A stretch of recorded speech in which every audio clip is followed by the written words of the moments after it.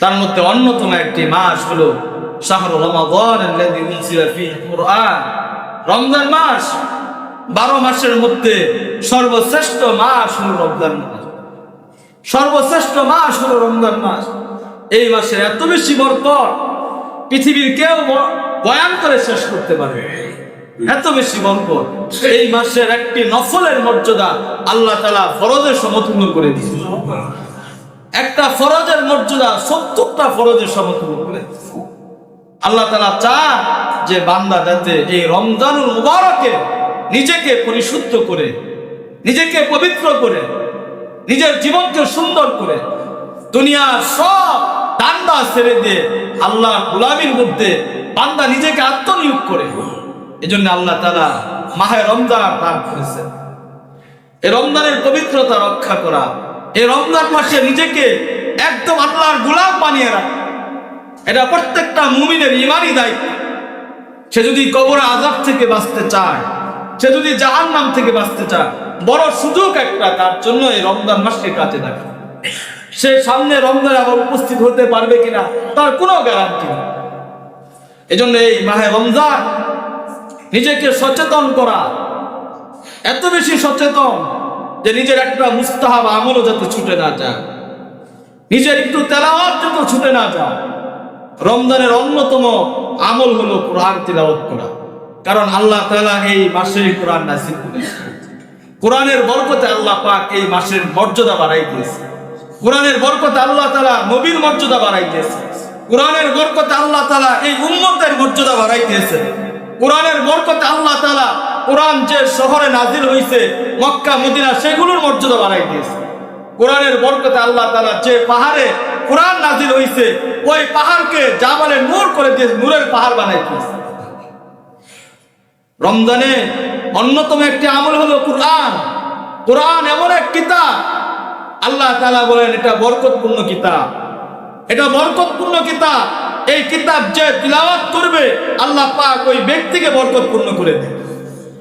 যে এই কিতাব যে ঘরের মধ্যে তিলাওয়াত করা হয় ওই ঘরকে আল্লাহ তাআলা বরকতপূর্ণ করে দেন।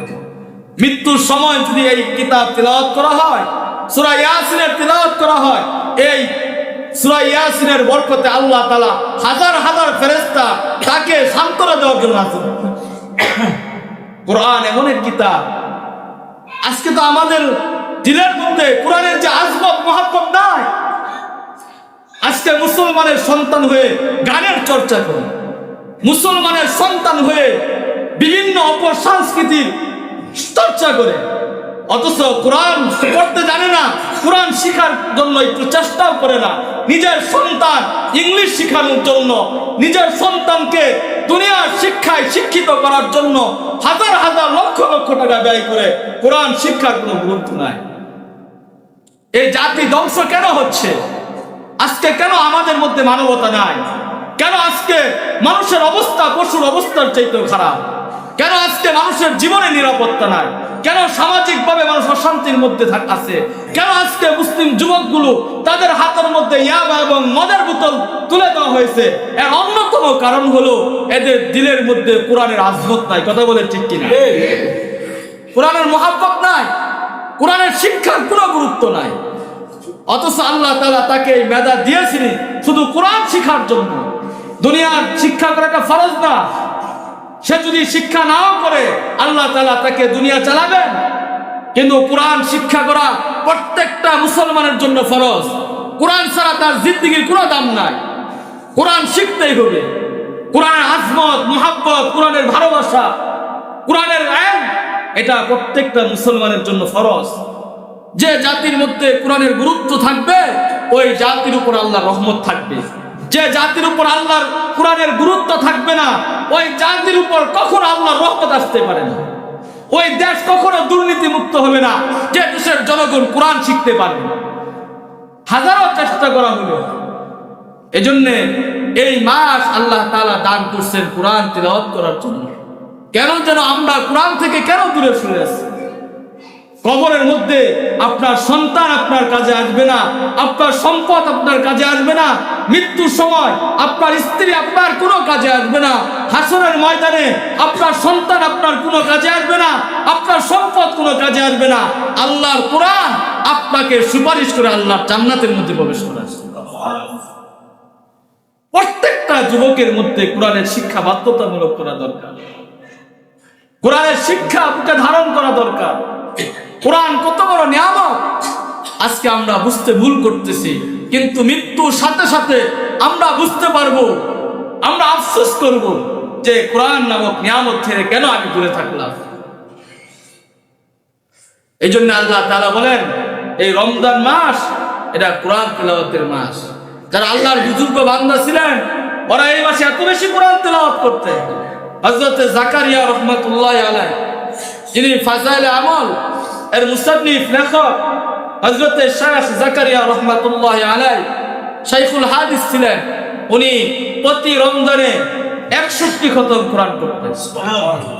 61 খতম আল্লাহর পবিত্র কালামুল্লাহ শরীফের খতম দিতেন। প্রতিদিন 2 খতম করে, আর তারাবির মধ্যে 1 খতম। আল্লাহ রাসূল সাল্লাল্লাহু আলাইহি ওয়াসাল্লাম রমজানে কোরআন তেলাওয়াত বেশি করতেন, সাহাবায়ে কেরাম কোরআন তেলাওয়াত করতেন। অথচ আমরা এই কোরআন থেকে নিজেকে দূরে রাখলাম। কত শিক্ষায় শিক্ষিত হলাম, কত বই পড়লাম, ইংলিশ, বাংলা, গণিত, কত রকমের আজকে শিক্ষায় শিক্ষিত হলাম। আপনার মৃত্যুর সাথে সাথে আপনার সার্টিফিকেটে 10 পয়সার দাম নাই। আপনার ভার্সিটির সার্টিফিকেট আপনার কবরে যাবে না। আপনার হাই স্কুলের সার্টিফিকেট, আপনার কলেজের সার্টিফিকেটে কোনো দাম নাই। খোদার কসম করে বলতেছি, যদি কোরআনের সার্টিফিকেট অর্জন করতে পারে, কবরের মধ্যে আল্লাহর কোরআন আপনার জন্য সুপারিশকারী হয়ে যাবে। হাদিসের মধ্যে আছে কিয়ামতের ময়দানে বান্দার জন্য সবচেয়ে বেশি সুপারিশকারী হবে আল্লাহর কোরআন। কোরআন এত বেশি সুপারিশ করবে, আল্লাহ রাসূল বলেন নবীরাও এই পরিমাণ সুপারিশ করবে না। নবীরাও এই পরিমাণ সুপারিশ করবে না। আল্লাহর কালাম তেলাওয়াতকারীকে যে পরিমাণ সুপারিশ করবে, এটা আল্লাহর কালাম। দুনিয়ার প্রধানমন্ত্রীর কথার মর্যাদা বুঝিও, রাষ্ট্রপতির কথার মর্যাদা আছে, একজন চেয়ারম্যানের কথার গুরুত্ব দেয়, কিন্তু আল্লাহর কালাম যেটা আল্লাহর কালাম সেটার গুরুত্ব আমাদের না। এই জন্য মুহতারাম হাজরিন, আপনাদের প্রতি বিনয়ের সাথে বলতেছি, কোরআন শিক্ষা শুরু করে দেন। যারা পড়তে পারেন না, আল্লাহ রাসূল বলছেন যে দিলের মধ্যে কোরআন নাই, সেই দিলটা হলো কাল বাইতুল খারিফ, একটা মরুভূমি, একটা নোংরা ঘরের মতো, যে দিলের মধ্যে আল্লাহর কোরআনের শিক্ষা নেই। এটাকে একটা নোংরা ঘরের সাথে তুলনা করা হয়েছে, ময়লা আবর্জনার ঘরের সাথে তুলনা করা হয়েছে। কোরআনের শিক্ষা না থাকলে সে সুদ থেকে বাঁচা তার জন্য কঠিন, ঘুষ থেকে বাঁচা তার জন্য কঠিন, মিথ্যা থেকে বাঁচা তার জন্য কঠিন, পর্দার সাথে চলা তার জন্য কঠিন, দুনিয়া নাফরমানি থেকে বাঁচা তার জন্য কঠিন, সন্ত্রাসী থেকে বাঁচা তার জন্য কঠিন, ইয়াবা থেকে বাঁচা তার জন্য কঠিন। তার জীবনের কোনো গ্যারান্টি নাই, শয়তান যে কোনো মুহূর্তে তাকে গোমরাহ করবে, তাকে জাহান্নামী করে ফেলবে। কোরআন হলো বান্দার জন্য একটা নিরাপত্তা, একটা বডিগার্ড, তার সিকিউরিটি গার্ড। আল্লাহর কোরআন, যে কোরআন পড়বে, কোরআন তিলাওয়াত করবে, কোরআনের উপর আমল করবে, কোরআনের অর্থ পড়বে, কোরআনের ব্যাখ্যা করবে, আল্লাহর কোরআন তার জিন্দেগিকে বরকতপূর্ণ করে দিবে। তার জিন্দেগির মধ্যে শুধু বরকত আর বরকত, তার সন্তানের মধ্যে বরকত আসবে। যে সন্তান কোরআন পড়তে জানে না, কিয়ামতের ময়দানে এই সন্তান পিতার বুকের উপর পাড়া দিয়ে জাহান্নামে যাবে। আর যে সন্তান কোরআন পড়তে জানে, এই সন্তান পিতাকে এই সন্তানের বরকতে, কোরআন তিলাওয়াতের বরকতে কিয়ামতের ময়দানে আল্লাহ তাআলা পিতার মাথার মধ্যে সম্মানের তাজ পরিয়ে এই সন্তান সুপারিশ করে তার পিতাকে জান্নাতের মধ্যে প্রবেশ করে। কোরআন কি জানেন? কেন আমরা এই কোরআনের শিক্ষা থেকে দূরে থাকলাম? কত সময়, পুরা সময়টা আল্লাহ পাক আমাদেরকে দান করছেন কোরআন তেলাওয়াত করার জন্য, কোরআন তেলাওয়াত শোনার জন্য। এটা স্বর্ণের চাইতেও দামি, এটা কষ্টি পাথর, যেখানেই লাগবে সেটাই দামি হয়ে যাবে। পিতা রিক্সা চালায় খা, সন্তানকে হাফেজ বানাইছে, সন্তান ইমাম হয়ে গেছে, রাষ্ট্রপতি ওই সন্তানের পিছে দাঁড়ায় নামাজ পড়ে। কথা বলেন ঠিক কিনা? কিসে তাকে মর্যাদা সম্পন্ন করল? আল্লাহর কোরআন।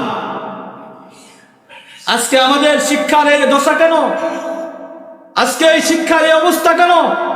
আজকে ভার্সিটি, আজকে কলেজের মধ্যে যারা স্কুল কলেজের শিক্ষায় শিক্ষিত হয়, বেশিরভাগ দেখা যায় পিতামাতার অবাধ্য সন্তান হয়, সমাজের জন্য ভয়ঙ্কর রূপ হয়ে দাঁড়ায়।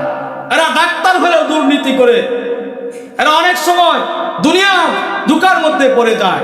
এর অন্যতম কারণ হলো যে আমাদের শিক্ষাঙ্গনের মধ্যে কোরআনের শিক্ষা নাই। আজকে কেউ আওয়াজ তুলে না যে আমাদের দেশ, এখানে ধর্মীয় শিক্ষা থাকতে হবে, কোরআনের শিক্ষা থাকতে হবে। আজকে ভার্সিটিগুলোর মধ্যে যদি আল্লাহর কোরআনের শিক্ষা থাকতো, তাহলে ভার্সিটিতে কোনো নারীরা দর্শিতার শিকার হইত।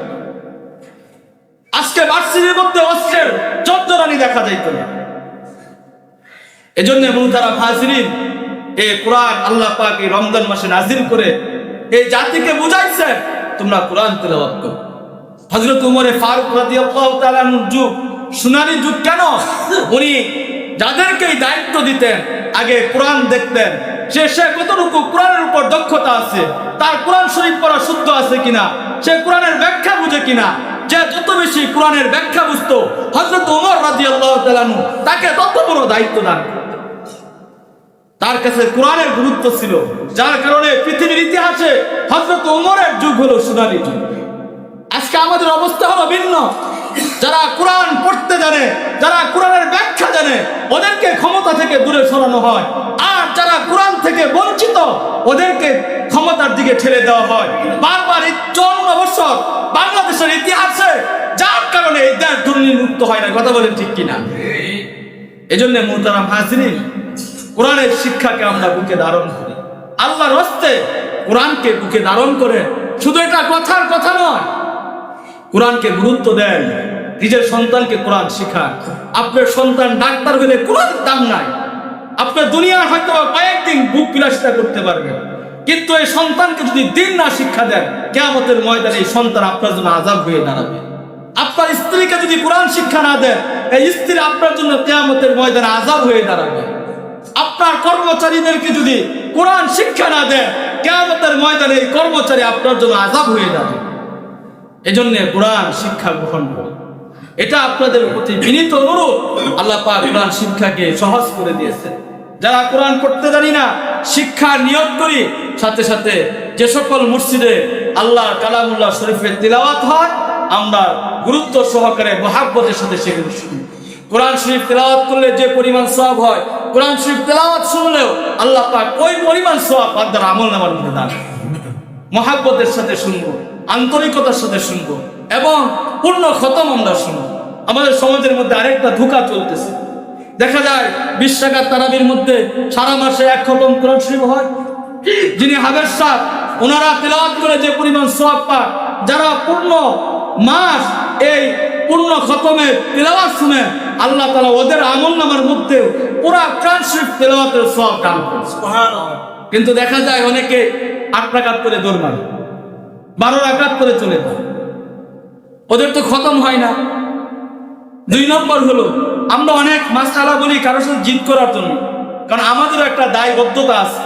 আজকে যদি আমি সুদের বিরুদ্ধে কথা না বলি, তাহলে যে সুদখোর সেও তো ইমাম সাহেবকে মহাব্বত করে, কিয়ামতের ময়দানে সেই সুদখোরই আমাকে বলবে, হুজুর তো আমাকে কিছু বলে না। সে যখন জাহান্নাম দেখবে তখন বলবে, হুজুর তো আমাকে কিছু বলে না, তখন সে হুজুরকে আটকাই দিতে চাই। এটাই হলো নিয়ম। আজকে যারা 8 রাকাত করে 12 রাকাত করে মসজিদ থেকে চলে যান, সঠিক মাসআলাগুলো আপনারা ধোঁকার মধ্যে আছে। শরীয়তের মধ্যে 8 রাকাত তারাবি নাই, 12 রাকাত তারাবি নাই। আমরা হাদিস পড়ছি, হাদিস পড়াইতেছি।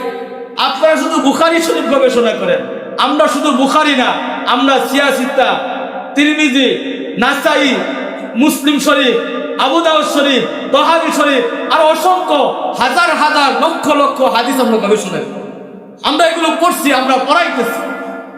কোথাও দিনের শরীয়তের মধ্যে 8 রাকাত 12 রাকাত নাই। যারা 8 রাকাত এবং 12 রাকাতের নামে মসজিদে আইসা ফিতনা সৃষ্টি করে, মানুষের ইবাদতের মধ্যে বিঘ্নতা সৃষ্টি করে, সামনের কাতার থেকে বের হয়ে গিয়ে আরেকজনের ইবাদতের মধ্যে দুর্বলতা সৃষ্টি করে, এদেরকে আমরা ফিতনাবাজ হিসেবে আমরা চিহ্নিত করতে চাই। কথা বলে ঠিক কিনা? এরা মসজিদের মধ্যে পুরোটাই ফিতনা ফাসাদ করছে। আপনার যদি মন না চায়, তারাবির নামাজ জামাতের সাথে পড়া ফরজ না, এটা সুন্নত নামাজ, আপনি ঘরের মধ্যে পড়েন, তারপরে মসজিদে এসে ফিতনা করার কোনো দরকার নেই।